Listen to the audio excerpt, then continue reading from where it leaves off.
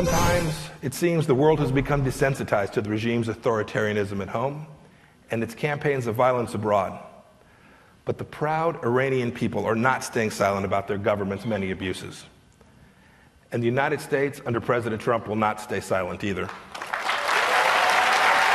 That's Secretary of State Michael Pompeo. He is now accusing Iran's supreme leader, Ayatollah Khamenei, of profiting from a personal, off-the-books $95 billion hedge fund that acts like kind of a slush fund for the powerful Revolutionary Guard. That's what the Secretary of State is saying. He's saying this while the Iranian people suffer. As he's calling them these, quote, hypocritical holy men, he's saying they participate in widespread corruption. Michael Pompeo also compared Iran's leadership with the mafia. Watch. The level of corruption and wealth among Iranian leaders shows that Iran is run by something that resembles the mafia more than a government. At the same time, they're trying to convince Europe to stay in the nuclear deal. They're covertly plotting terrorist attacks in the heart of Europe. Now, joining me now, American Islamic Forum for Democracy President. He is Dr. Zuhdi Jasser. This is really, really tough rhetoric. Is the president and is Michael Pompeo right?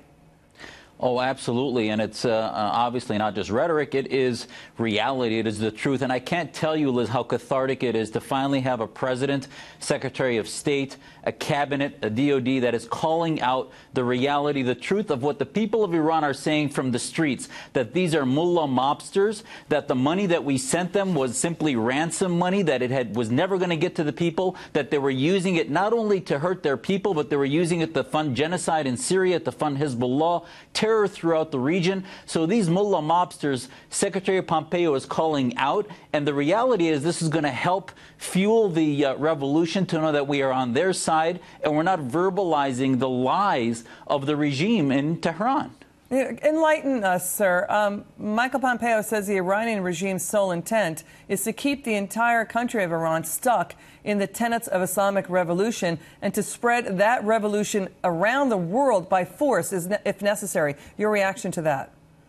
It's 100% true. Every Islamic government, from Hamas to Turkey's AKP, as we saw the Muslim Brotherhood in Egypt, to the Khomeinis in Tehran, are a one-way street of oppression, theocracy. They take away the rights of minorities, the rights of women, the rights of any vulnerable population. And the people realize this since '79. They've had remorse since that revolution happened. And now, as they're trying to fuel it, as their economy is on the verge of collapse, I think the message coming from Washington finally is telling the people, keep pushing, because the weakening economy is not going to be helped by the West that will give them false hope of economic survival of a regime that's suffocating their people, but actually continue to work for freedom and liberty and try to free those prisoners of conscience that are in the prisons of Tehran and elsewhere in Iran. Yeah, I mean, the war on women really is in the Mideast. We've said this time and again. I'm not sure where European leaders and Democrat leaders are on that issue, sir.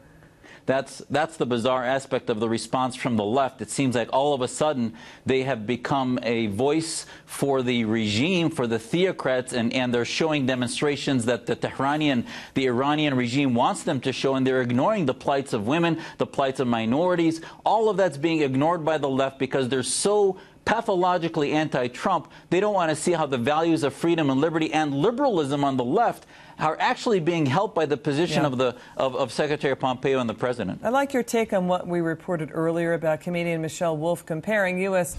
ICE enforcement officers to ISIS terrorists for a skit on her Netflix show. Dr. Jasser, what's your reaction to that? You know, I don't know how these comedians don't learn from their previous mistakes. Saturday Night Live's skit on ISIS fell miserably. And ultimately, on the one hand, they claim if the right mocks Islamist terror and other things, that somehow that's culturally insensitive. And yet if they use it to attack our law enforcement, equating the slavery that ISIS does, beheadings, Sharia law, to the rule of law that ISIS is trying to keep with our borders, I'm not only offended as a Muslim, but especially as an American, I'm offended to compare our civil servants trying to keep the rule of law to some of the most heinous, barbaric individuals on the planet is offensive and by no means works as far as comedy is concerned. Dr. Jasser, great to see you. Thank you so much for coming on the show. Really appreciate it.